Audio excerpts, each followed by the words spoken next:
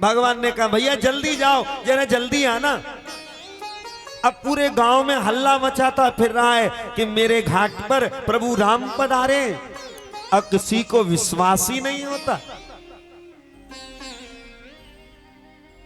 क्योंकि जो गरीब सांची कहे ताए न माने कोई, और जो अमीर झूठी कहे तो हाँ जी होए।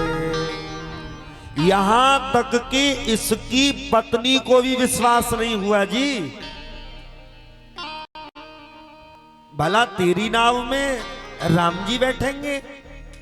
जब इसने अंत में राम की सौगंध खाई, विश्वास हो गया, आंखों में आंसू भर लाई, रो पड़ी। केवट ने कहा रो क्यों रही है? अरे खुशी का समय कि मेरे घर में तो कोई पीतल की भी परात नहीं है जिसमें प्रभु के पैर धो लूं। मेरे घर में तो कोई लोहे का भी तसला नहीं है जिसमें प्रभु के पैर धो लूं। नहीं तो प्रभु के पैर सोने और चांदी के पात्रों में धोए जाते। हमें तो प्रभु ने लोहा भी नहीं दिया। केवट ने कहा तू बड़ी पगली है। अरे सोने चांदी के बर्तन होते भी तो उनमें पूजा करके उन्हें लॉकर में रख देते, कोई चोर डकैत न ले जाए। अरे बाबरी, जा कठौता में तू डेली आटो लगावे है ना, रोटी बनावे के नहीं है, बा कठौता है ले चल। कठौता हाँ तो ही ना है पतो, वह कठौता में प्रभु के चरण जब धोएंगे तो वह में चरणामृत लीन है जाएगो। और सुन, जब तक हम जिंदे रहेंगे या धरती पे, हमें तब तक प्रभु के चरणन को प्रसाद भोजन में मिलता रहेगो। वाके बाद हमारी संतान खावेगी प्रभु के चरणन को प्रसाद को। आहा, कठौते को लेकर के आया है, गंगा जी में से जल भर लिया, प्रभु को कठौते में खड़ा कर लिया। और गोस्वामी जी कहते हैं अत्यानंद उमग अनुरागा चरण सरोज पखार ललागा। प्रेम पूर्वक प्रभु के चरणों को धोता जा रहा है, झर झर नीर बह रहा है। प्रभु के चरणों को धोया, धोकर के चरणों को बाहर प्रभु बाहर निकाल लो। जैसे ही निकाला फिर मिट्टी में गंदे हो गए चरण। प्रभु अरे ये तो मुझसे भूल हो गई। फिर अब की बार धोया और अपने पीतांबर को उतारा और ऐसे करके बिछा दिया। और अब प्रभु के पैर को धोया, प्रभु इस पीतांबर पर रखो, और धोया और उस जल को पी गया। लक्ष्मण जी ने कहा बस हो गया? नहीं प्रभु, एक बार और धोऊंगा। अब एक बार और क्यों? बोले प्रभु मेरी धर्म पत्नी पीछे खड़ी है, ये भी थोड़ा आपका चरणामृत ले ले। दोबारा भागा गया, जल भर के लाया, फिर प्रभु के चरणों को धोया, धर्म पत्नी को पिला दिया। लक्ष्मण जी बोले अब तो हो गया।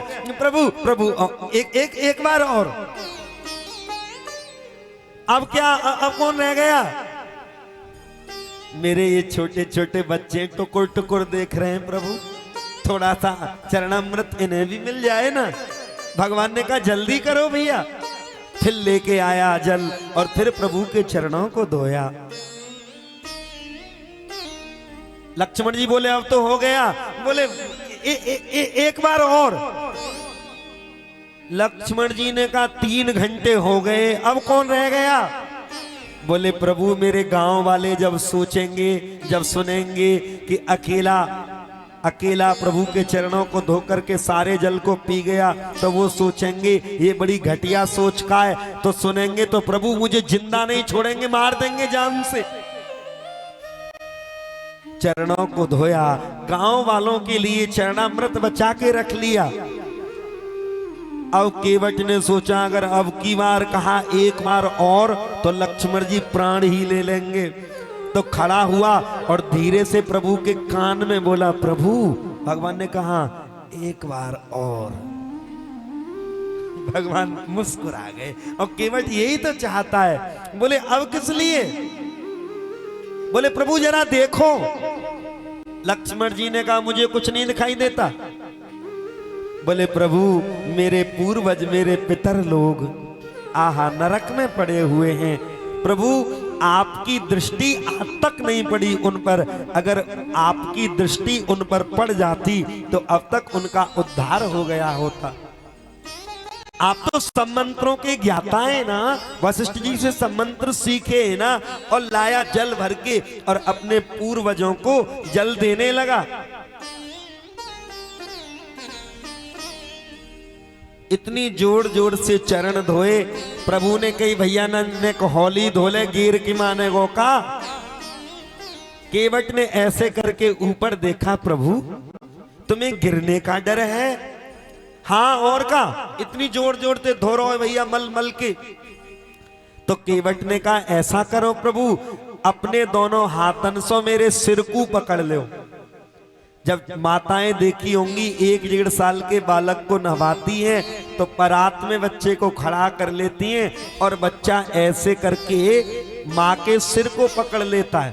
बोले जाते फायदा का होगा? केवट बोला प्रभु आप इससे गिरेंगे नहीं। देखिए इसका सौभाग्य, भगवान के दोनों चरण केवट के हाथ में है, धो रहा है, और भगवान के दोनों हाथ जैसे ही केवट के सिर पर आए मानो आशीर्वाद दिया। आकाश से देवता भी पुष्प बरसाने लगे। वारे केवट तेरा सौभाग्य, जगत पिता के चरण तेरे हाथ में और मालिक के हाथ तेरे सिर पर। अंत में भगवान ने कहा केवट अब तक हमें केवल यही अहंकार था कि हम अपने भक्तों को गिरने से बचाते हैं, लेकिन केवट आज तूने मेरा अहंकार चूर कर दिया। आज मुझे पता चल गया मेरे भक्त भी कभी कभी मुझे गिरने से बचा लेते हैं। केवट आज तूने मुझे गिरने से बचा लिया।